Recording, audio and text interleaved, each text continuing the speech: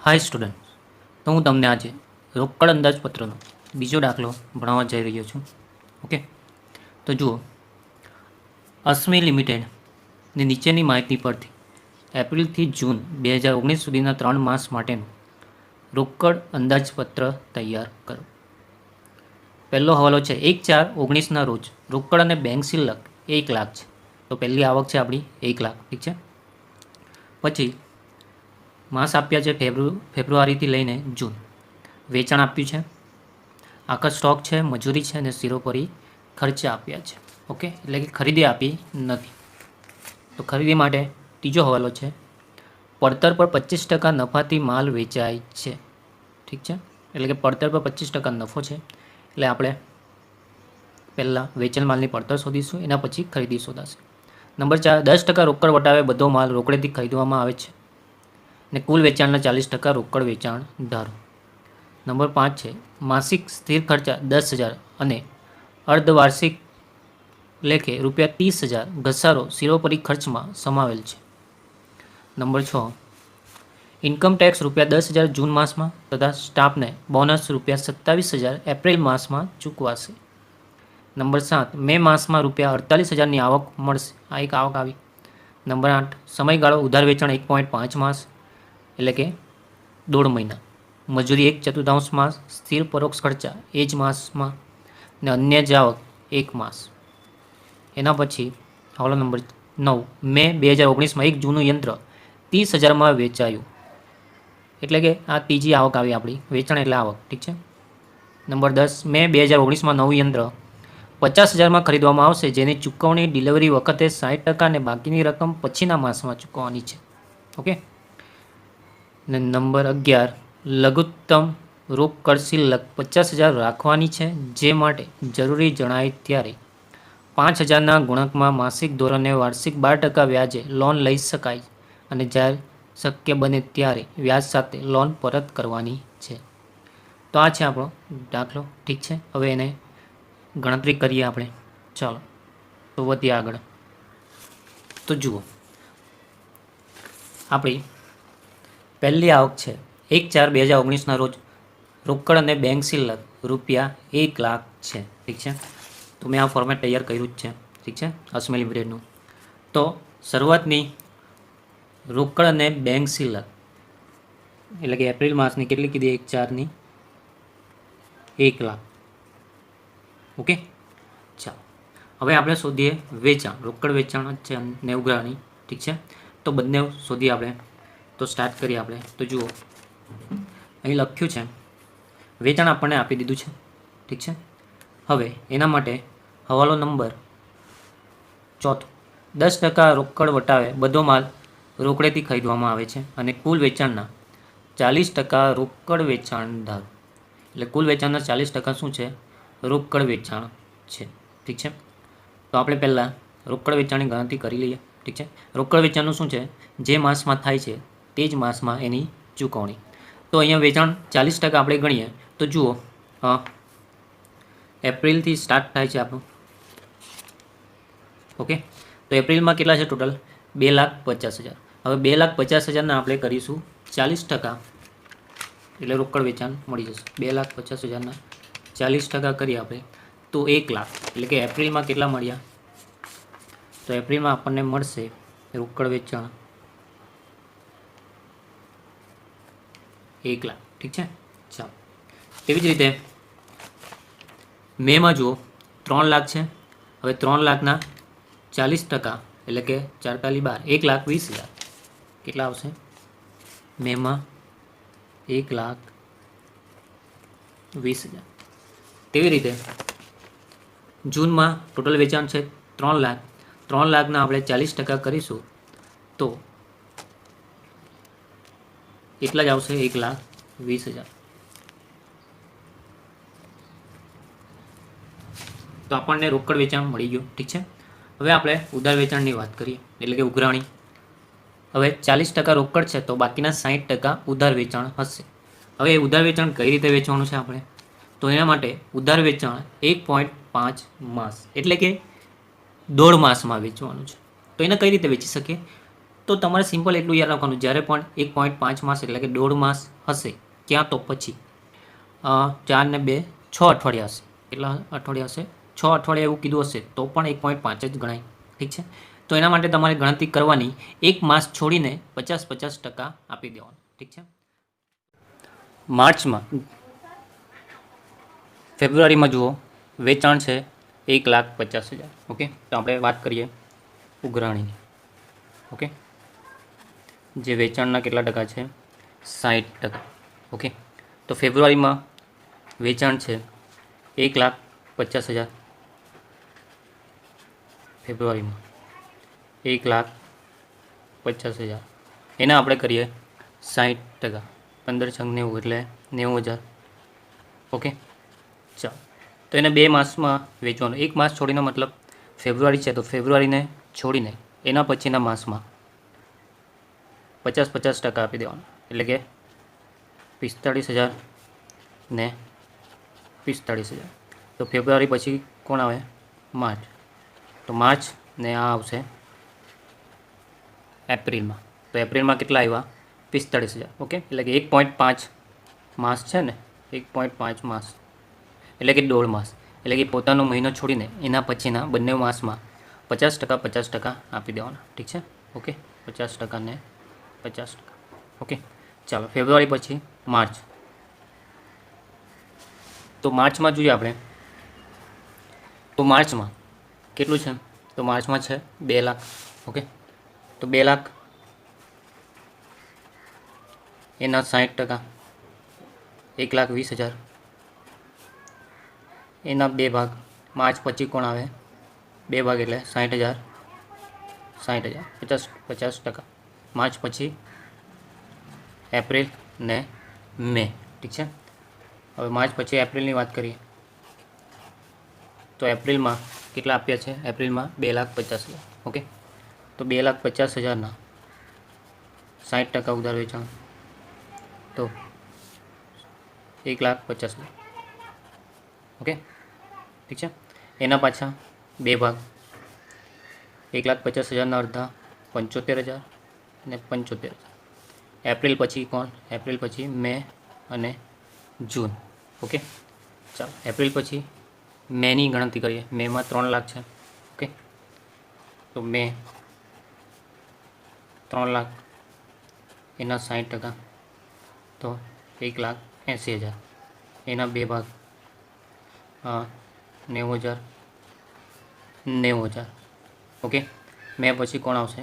જૂન ને જુલાઈ. ઠીક છે. હવે જૂનનું પાછું જુલાઈ ઓગસ્ટમાં આવે, એટલે એ આપણને જરૂર નથી, તો આ 4ની જ આપણને જરૂર છે. ઓકે, હવે એને ફોર્મેટમાં લખી દઈએ. ઠીક છે, એટલે કે આવકમાં લખી દઈએ. તો આવકમાં ઉઘરાણી, તો ફેબ્રુઆરીમાં કેટલી આવી છે? તો ફેબ્રુઆરીમાં પાછું પહેલું આપણું છે એપ્રિલ. તો એપ્રિલમાં જુઓ 45,000 ને 60,000. ટોટલ થશે એપ્રિલમાં 1,05,000. કેટલા થશે? 1,05,000. ઠીક છે. ચાલો, પછી એપ્રિલ પછી મેની વાત કરીએ, તો મેમાં જુઓ 60,000 ને બીજા મેમાં 75,000. તો 60,000 ને 75,000 1,35,000. કેટલા થશે? 1,35,000. ઠીક છે. ચાલો, મે પછી જૂન, તો જૂનમાં 75,000 ને 90,000. તો કેટલા થશે? 1,65,000. ઓકે, તો જૂનમાં 1,65,000. ઓકે, ચાલો, હવે વાત કરીએ અન્ય આવક. તો છે કોઈ? તો જોઈ લઈએ આપણે. તો અન્ય આવકમાં જુઓ, હોલા નંબર 7. મે માસમાં 48,000ની આવક મળશે. તો ક્યારે મળશે? મે માસમાં. તો 48,000 ક્યારે લખીશું આપણે? મેમાં. મેમાં 48,000. ઠીક છે. ચાલો, પછી યંત્રનું વેચાણ કર્યું છે, તો હોલો નંબર 9. મે 2019માં એક જૂનું યંત્ર 30,000માં વેચાયું, એટલે કે 30,000 વેચ્યું એટલે આવક આવશે 30,000. જૂના યંત્રનું વેચાણ છે મેમાં. તો મેમાં જૂના યંત્રનું વેચાણ કેટલું? 30,000. ઓકે, ચાલો, તો આ પૂરી થઈ આવક. ઓકે, ચાલો, હવે આપણે જાવકની વાત કરીએ, તો એમાં રોકડ ખરીદી. ઠીક છે. તો હવે જોઈએ આપણે, તો હવાલામાં શું કહે છે? તો 10% રોકડ વટાવે બધો માલ રોકડેથી ખરીદવામાં આવે છે. એનો મતલબ બધી જ રોકડ ખરીદી છે પણ 10% વટાવે. ઓકે, તો ખરીદી આપણને કોષ્ટકમાં આપી જ નથી. જુઓ, ફક્ત વેચાણ આપેલું છે ને આખા સ્ટોક છે. તો વેચાણ અને આખા સ્ટોક, તો પહેલાં આપણે વેચેલ માલની પડતર શોધીશું, એના પછી ખરીદી. હવે એના માટે વેચેલ માલની પડતર માટે હવાલો નંબર 3 છે કે પડતર પર 25% નફાથી માલ વેચાયો છે. ઓકે, ચાલો તો એની ગણતરી કરી લઈએ આપણે. ઓકે, ચાલો તો સ્ટાર્ટ કરીએ. તો પડતર પર 25% નફો છે માટે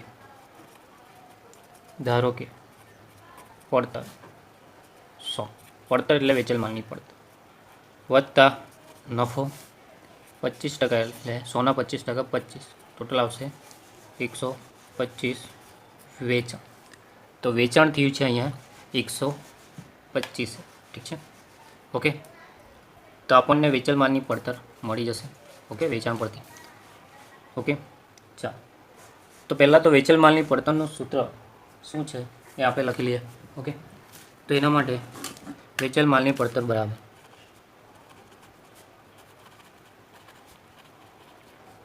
બરાબર શું સૂત્ર છે? શરૂઆતનો સ્ટોક વત્તા ખરીદી માઇનસ છેવટનો સ્ટોક. ઓકે, હવે જુઓ, વેચેલ માલની પડતરને આ બાજુ રહેવા દઈએ આપણે. વેચેલ માલની પડતર. ઓકે, શરૂઆતનો સ્ટોક આ બાજુ આવશે તો માઇનસ શરૂઆતનો સ્ટોક. ઓકે, છેવટનો સ્ટોક આ બાજુ આવશે તો પ્લસ છેવટનો સ્ટોક. બરાબર, ખરીદી ત્યાં ને ત્યાં જ છે. તો ખરીદીનું સૂત્ર શું બની ગયું? વેચેલ માલની પડતર માઇનસ શરૂઆતનો સ્ટોક પ્લસ છેવટનો સ્ટોક. ઓકે, ચાલો તો પહેલાં આપણે વેચેલ માલની પડતર શોધી કાઢીએ. ઠીક છે. તો વેચેલ માલની પડતર માટે શું કરીશું આપણે? તો જુઓ, વેચાણ કેટલું છે? 125 ને વેચેલ માલની પડતર કેટલી છે? 100. તો રોકડ ખરીદી છે એટલે આપણે જે તે માસની શોધીશું, એટલે કે એપ્રિલ, મે ને જૂન માટે જ શોધીશું. ઠીક છે. ચાલો તો જુઓ, એપ્રિલમાં વેચાણ કેટલું છે? 2,50,000 ને વેચાણ કેટલું છે? 125. તો એપ્રિલની વાત કરીએ આપણે. જો 125 છે વેચાણ, કેટલું છે? 2,50,000. તો 100 એ પડતર કેટલી, એટલે કે વેચેલ માલની પડતર. તો 2,50,000 ભાગ્યા 125%, તો 2 લાખ આવશે. કેટલા આવશે? પડતર આવશે 2 લાખ. ઠીક છે. ચાલો, તેના પરથી આપણને મળી જશે ખરીદી. તો ખરીદી, ઓકે, એપ્રિલની. તો ખરીદીનું સૂત્ર આપણે અહીંયા બનાવ્યું. વેચેલ માલની પડતર માઇનસ શરૂઆતનો સ્ટોક પ્લસ છેવટનો સ્ટોક. ઠીક છે. ઓકે, તો વેચેલ માલની પડતર કેટલી આવી ગઈ? 2 લાખ માઇનસ શરૂઆતનો સ્ટોક. તો જુઓ અહીંયા, તો શરૂઆતનો સ્ટોક એટલે માર્ચનો આખરનો સ્ટોક, તો એપ્રિલનો શરૂઆતનો સ્ટોક બનશે, એટલે કે 15,000 માઇનસ 15,000. ઠીક છે. છેવટનો સ્ટોક એપ્રિલનો કેટલો છે? 15,000 છે. તો plus 15,000 is equal to 2 lakh minus 15,000 plus 15,000, તો ફક્ત કેટલા બચશે? 2 લાખ ખરીદી. ઠીક છે. તો એપ્રિલની ખરીદી રોકડ જ છે એટલે 2 લાખ આવી ગઈ, પરંતુ એમાં 10% શું આપવાનું છે આપણે? વટા. તો માઇનસ 10% વટા. 2 લાખના 10% આવશે 20,000, એટલે ટોટલ ખરીદી ખરેખર કેટલી આવશે? 1,80,000. કયા માસની? એપ્રિલ માસની. ઠીક છે. તો એપ્રિલમાં આપણે લખી જ દઈએ. ઓકે, તો એપ્રિલમાં રોકડ ખરીદી કેટલી આવી ગઈ? 1,80,000. ઓકે, ચાલો પછી એપ્રિલ પછી મે. તો મેમાં વેચાણ કેટલું છે? 125 છે. તો મેમાં વેચાણ છે 3 લાખ, જે 125 છે. જો 125 છે 3 લાખ, તો 100 એ કેટલા? ઠીક છે. તો 3 લાખ ભાગ્યા 125%, 2,40,000, તો આવશે 2,40,000. ઓકે, ઠીક છે. તો વેચેલ માલની પડતર આવી ગઈ 2,40,000. તો ખરીદી આપણે શોધી કાઢીએ. તો ખરીદી એટલે કે વેચેલ માલની પડતર 2,40,000 માઇનસ શરૂઆતનો સ્ટોક. તો મેનો શરૂઆતનો સ્ટોક કયો બનશે? એપ્રિલનો છેવટનો સ્ટોક. તો એપ્રિલનો છેવટનો સ્ટોક 15,000, મેનો શરૂઆતનો. ઓકે, ઠીક છે. તો 15,000. ઓકે, પ્લસ છેવટનો સ્ટોક, તો મેનો છેવટનો સ્ટોક કેટલો છે? 25,000. ઓકે, તો 25,000 બરાબર. તો 15 ને 25, 10 જ બચે, 10 આમાં પ્લસ કરી દઈએ એટલે કેટલા આવશે? 2,50,000 આવશે. ઠીક છે, ખરીદી. ઓકે, તો 2,50,000 ખરીદી, પણ આપણે આપવાનું છે વટાવ, તો -10% વટાવ, તો -25,000. તો ખરેખર આવશે 2,25,000 ક્યાં લે? રોકડ વેચે એટલે મેમાં. ઠીક છે, તો મેમાં આપણે લખી જ દઈએ. ઓકે, કેટલા આવ્યા? 2,25,000. તો રોકડ ખરીદી મેમાં 2,25,000. ઠીક છે, ચાલો. મેં પછી જૂન, તો જૂનમાં વેચાણ કેટલું છે ટોટલ? 3 લાખ. એ બી કેટલા? 125. તો જો 125 3 લાખ, તો 100 કેટલા? 100 આવશે વેચાણ માલની પડત, તો કેટલા આવશે? 2,40,000 જ આવશે, આગળ ગણ્યા આપણે તેમ. ઠીક છે, ઓકે. ચાલો હવે ખરીદી. તો ખરીદી બરાબર વેચાણ માલની પડતર 2,40,000 માઇનસ શરૂઆતનો સ્ટોક. તો જૂનનો શરૂઆતનો સ્ટોક થશે મેનો છેવટનો સ્ટોક 25,000. ઠીક છે, તો 25,000 પ્લસ જૂનનો છેવટનો સ્ટોક 35,000 પ્લસ 35,000 ઇઝ ઇક્વલ. ઠીક છે, તો આમાં બી 25, 35માંથી 25 થાય, 10 બચે, 10 આમાં મૂકી દઈએ તો કેટલા થઈ જાય? 2,50,000. ઠીક છે, પણ એમાં પાછું શું આપવાનું છે? 10% વટાવ, એટલે કે 25,000. ખરેખર આવશે કેટલા? 2,25,000 ક્યારે? જૂનમાં. રોકડ છે એટલે એને જ મહિના આવશે, તો 2,25,000 જૂનમાં. ઠીક છે, તો આપણે લખી દઈએ જૂનમાં કેટલા આવ્યા? 2,25,000. ઓકે, ચાલો. હવે વાત કરીએ આપણે સ્થિર ખર્ચા. તો સ્થિર ખર્ચા માટે તમને શું કીધું છે? તો સ્થિર ખર્ચા માટે, ઓકે, તો જુઓ હવાલો નંબર 5, માસિક સ્થિર ખર્ચા 10,000 અને અર્ધવાર્ષિક લેખે 30,000 ઘસારો શિરોપરી ખર્ચમાં સમાયેલો છે. એનો મતલબ 10,000 સ્થિર ખર્ચ ને 30,000નો ઘસારો એ જે અર્ધવાર્ષિક છે તે આ શિરોપરી ખર્ચમાં સમાયેલા છે. ઓકે, તો આપણે પહેલાં સ્થિર ખર્ચા લઈએ, પણ એના માટે એક હવાલો આપેલો છે. જુઓ હવાલો નંબર 8. તો 8માં કીધું છે કે સ્થિર પરોક્ષ ખર્ચા એ જ માસમાં, એટલે કે એ જ મહિનામાં આપણે આપવાના છે. તો સ્થિર કેટલું છે ટોટલ? 10,000. તો બધામાં 10,000 જ આવશે, તો આપણે ડાયરેક્ટ લખી દઈએ. ઠીક છે, 10,000. તો સ્થિર ખર્ચા કેટલા આવ્યા? દરેકમાં 10,000. ઓકે, હવે ચલિત શિરોપરી ખર્ચ, તો એના માટે આપણે ગણતરી કરીએ. ઓકે, તો ચલિત શિરોપરી ખર્ચ માટે ગણતરી કરીએ આપણે. ચલિત શિરોપરી ખર્ચ. ઓકે, તો એના માટે એ લોકોએ કીધું છે કે 10,000 સ્થિર ખર્ચ, ઓકે, 10,000 સ્થિર ખર્ચ ને 30,000 અર્ધવાર્ષિક ઘસારો આમાં સમાવેશ છે. ઓકે, તો અર્ધવાર્ષિક એટલે 6 માસનો ઘસારો 30,000, તો એક માસનો કેટલો એ આપણે જોઈ લઈએ. જો 6 માસ 30,000, તો એક માસે કેટલા? તો 5,000 આવશે ઘસારો, જે દરેકમાં સમાયેલો છે. ઠીક છે, ચાલો. તો આપણે હવે સ્ટાર્ટ કરીએ આગળની ગણતરી. ઓકે, તો પહેલાં તો વાત કરીએ આપણે ક્યારે આપવાનું છે, એકવાર જોઈ લઈએ. ચલિત શિરોપરી ખર્ચ. તો ચલિત શિરોપરી ખર્ચમાં કંઈ કીધું નથી, પણ છેલ્લે કીધું છે અન્ય જાવક 1 માસ, એટલે કે 1 માસ પછી આપવાનું છે. એનો મતલબ આપણે 1 માસ પછી, એટલે કે માર્ચથી સ્ટાર્ટ કરીએ. ઠીક છે, તો ગણતરી આપણે કરીશું માર્ચની. તો માર્ચમાં ટોટલ શિરોપરી ખર્ચ કેટલું છે? 35,000. ઠીક છે, તો 35,000 એમાં સ્થિર ખર્ચો 10,000 સમાયેલો છે, એટલે કે બચે કેટલું? ને ઘસારો 5,000 સમાયેલો છે. ઓકે, ટોટલ 15,000 જશે, તો કેટલા બચશે? 20,000. ઓકે, 10,000 સ્થિર ખર્ચ ને ઘસારો દરેકમાં 5,000, એટલે કે 20,000 આવશે ક્યારે? માર્ચમાં. પણ એ આપવાનું 1 માસ પછી, તો 1 માસ પછી એટલે માર્ચનું ક્યારે? એપ્રિલમાં. ચાલો, તો આપણે એપ્રિલમાં લખીએ. તો એપ્રિલમાં કેટલા આવ્યા? ખરેખર 20,000 આવ્યા. ઠીક છે, તો એપ્રિલમાં ચલિત શિરોપરી ખર્ચા કેટલા આવ્યા? 20,000. ઠીક છે, ચાલો. માર્ચ પછી એપ્રિલની વાત કરીએ આપણે. તો એપ્રિલમાં ટોટલ ખર્ચો કેટલો છે? એપ્રિલમાં ટોટલ ખર્ચો છે 40,000. ઠીક છે.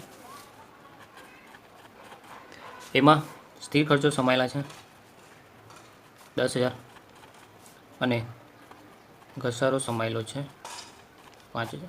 ઓકે, તો ખરેખર કેટલા બચશે? 25,000. ઓકે, જે ક્યારે આવશે? 1 માસ પછી, એટલે એપ્રિલનું મેમાં. ઠીક છે. તો મેમાં આપણે લખી દઈએ કેટલા? 25,000. તો મેમાં 25,000. ઓકે, એપ્રિલ પછી મેની વાત કરીએ તો મેમાં ટોટલ શિરોપરી ખર્ચ કેટલા છે? 45,000. ઓકે,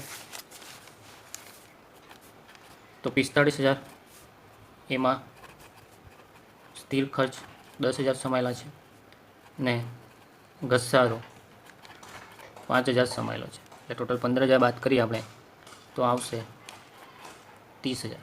ઓકે, 1 માસ પછી એટલે મેનું જૂનમાં ક્યાં જશે? જૂન. ઠીક છે. તો આપણે લખી દઈએ જૂનમાં કેટલા? 30,000. તો જૂનમાં ચલિત ખર્ચો આવશે કેટલો? 30,000. ઓકે, ચાલો પછી ઇન્કમ ટેક્સની વાત છે તો હવાલામાં ચેક કરીએ. તો હવાલો નંબર 6, ઇન્કમ ટેક્સ 10,000 જૂન માસમાં તથા સ્ટાફને બોનસ 27,000 એપ્રિલ માસમાં. એટલે ઇન્કમ ટેક્સ જૂનમાં આપવાનું છે અને બોનસ એપ્રિલમાં. ઓકે, તો ઇન્કમ ટેક્સ જૂનમાં ઓકે કેટલું? 10,000 ને બોનસ 27,000 ક્યારે આપવાનું છે? એપ્રિલમાં. ઠીક છે. ઓકે, ચાલો મજૂરી ખર્ચ. તો મજૂરી 1/4 માસ છે. ઓકે, એટલે કે પોતાને 3/4 આપવાનું અને 1/4 એના પછીના માસને આપવાનું. ઠીક છે. ઓકે, કેમ કે હંમેશા પોતાનો હિસ્સો વધારે હોય છે. ઓકે, તો આ મજૂરી આપણને આપી છે જુઓ. ઠીક છે. તો મજૂરીની આપણે ગણતરી કરી લઈએ. ઓકે, માર્ચથી સ્ટાર્ટ કરીશું આપણે ગણતરી. તો પહેલાં વાત કરીએ મજૂરી. તો કેટલું છે? 1/4નો મતલબ 1/4 એના પછીના માસને આપવાનું છે. ઓકે, તો પહેલાં આપણે વાત કરીએ માર્ચથી.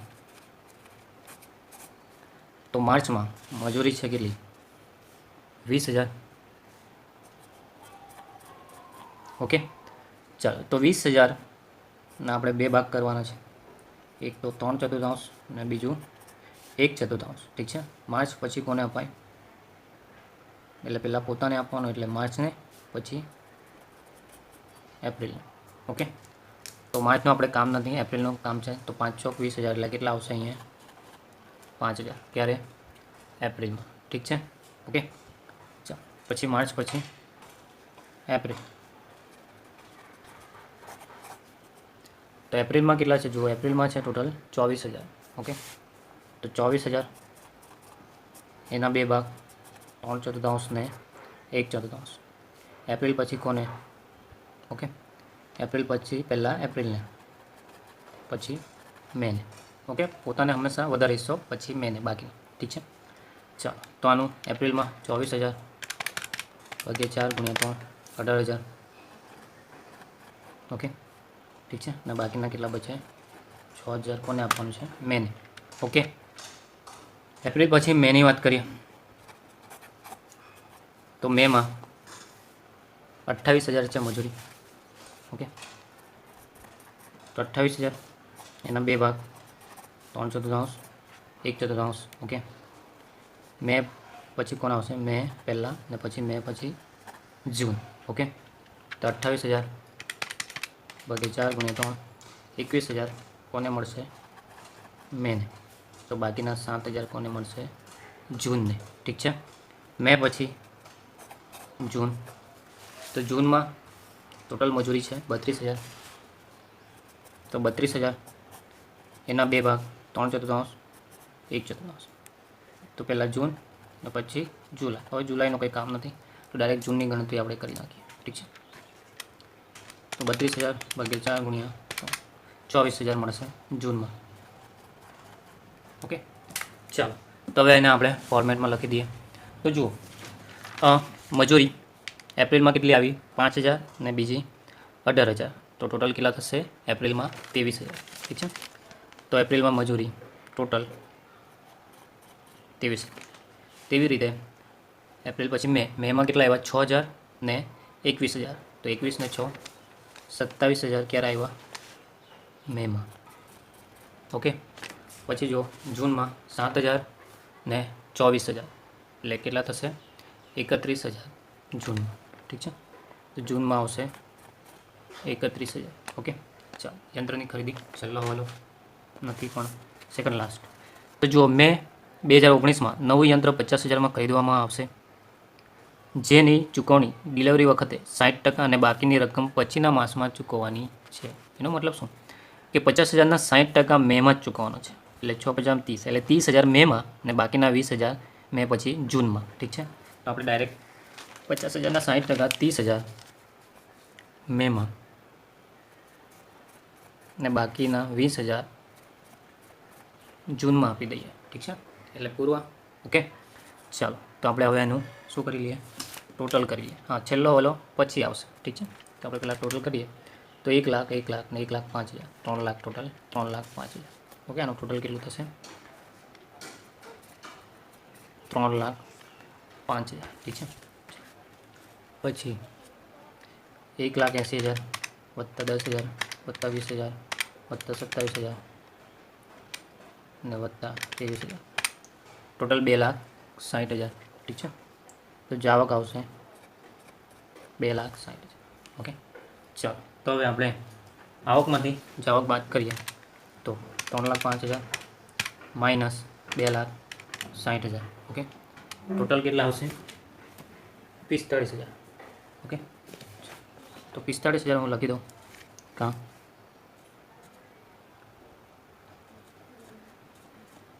ઠીક છે, ચાલો. હવે જો તો હવાલો આગળનો આપણે જોઈએ તો આમાં એવું કીધું હતું કે લઘુત્તમ રોકડ શિલ્લક 50,000 રાખવાની છે. એનો મતલબ તમારી છેવટની રોકડ શિલ્લક 50,000 તો હોવી જ જોઈએ, જે માટે જરૂરી જણાય ત્યારે 5,000ના ગુણકમાં માસિક ધોરણે વાર્ષિક 12% વ્યાજે લોન લઈ શકાય અને જ્યારે શક્ય બને ત્યારે વ્યાજ સાથે લોન પરત કરવાની છે. એનો મતલબ જો છેવટની રોકડ શિલ્લક 50,000થી ઓછી હશે તો તમારે એને 5,000ના ગુણકમાં લોન લેવાની છે, એટલે કે 5,000, 10,000, 15,000, 20,000 એ રીતે. એના પર પાછું વાર્ષિક 12% વ્યાજ પણ ચૂકવવાનું થશે. ઠીક છે, તો અહીં જુઓ, જે એપ્રિલ માસમાં છેવટની રોકડ શિલ્લક જે આવી છે તે 45,000 આવી છે ને આપણને ઓછામાં ઓછા કેટલા જોઈએ? 50,000 તો રાખવાના જ છે. ઠીક છે, તો હજુ કેટલા ઘટે છે? અહીંયા 5,000 ઘટે છે, તો 5,000ના ગુણકમાં લેવાના, એટલે પહેલી લોન આપણે લેવી પડશે કેટલાની? 5,000ની. ઠીક છે, તો લીધેલ લોન કેટલી? 5,000. ઓકે, તો આનું ટોટલ કેટલું થશે? ખરેખર 45 ને 5 50,000 લઘુત્તમ રોકડ થઈ ગઈ. ઠીક છે, ઓકે. ઓકે, ધારો કે 45ની જગ્યાએ 42,000, તો 8,000ની જરૂર પડતે આપણને. તો 8,000 આપણે, તો 8,000 નહીં, આપણને લેવા પડતે 10,000. ઓકે, ઠીક છે ને, જે ટોટલ આવતે તે. ઠીક છે, તો આવ્યું કેટલું? 50,000 આવ્યું. 50,000ને આપણે હવે એપ્રિલની છેવટની રોકડ શિલ્લક, તો મેની શરૂઆતની રોકડ શિલ્લક કેટલી આવી? 50. ઠીક છે, ચાલો. તો આનું ટોટલ કરી નાખીએ આવકનું. તો 50,000 વત્તા 1,20,000 વત્તા 1,35,000 વત્તા 48,000 વત્તા 30,000, ટોટલ 3,83,000. ઓકે, જાવકની વાત કરીએ તો 2,25,000 વત્તા 10,000 વત્તા 25,000 વત્તા 27,000 વત્તા 30,000, તો 3,70,000.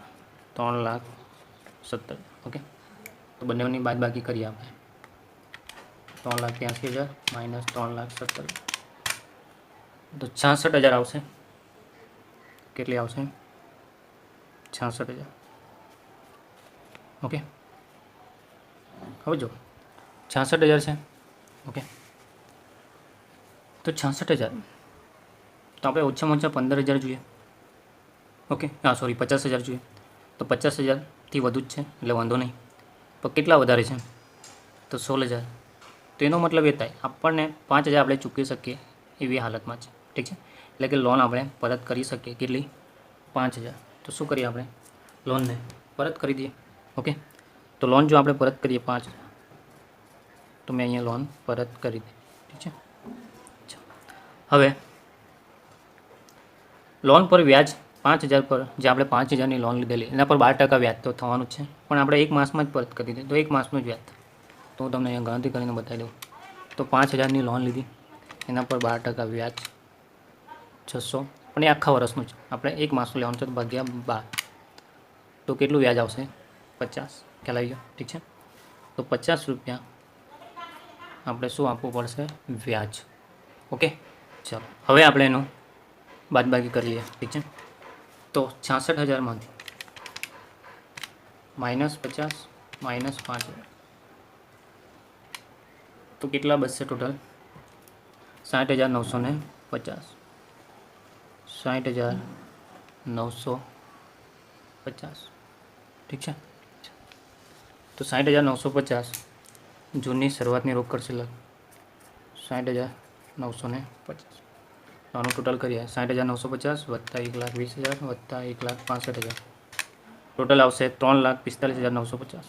3,45,950. ઓકે, જાવકનું ટોટલ કરીએ તો 2,25,000 વત્તા 10,000 વત્તા 30,000 વત્તા 10,000 વત્તા 31,000 વત્તા 20,000 તો 3,26,000.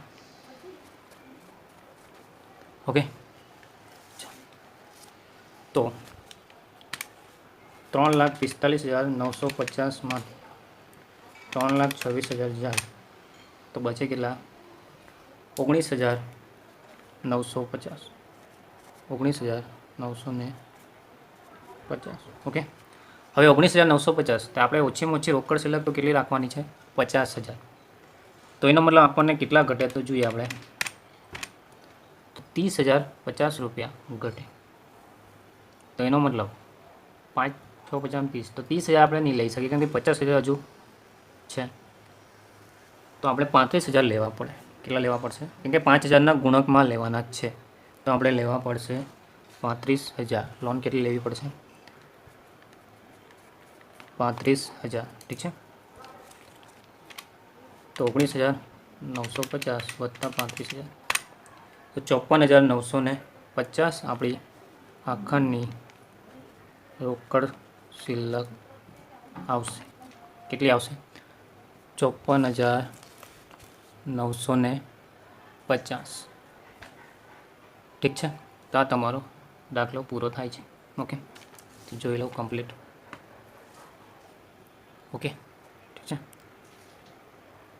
તો આ તમારો દાખલો ક્લોઝ થાય છે.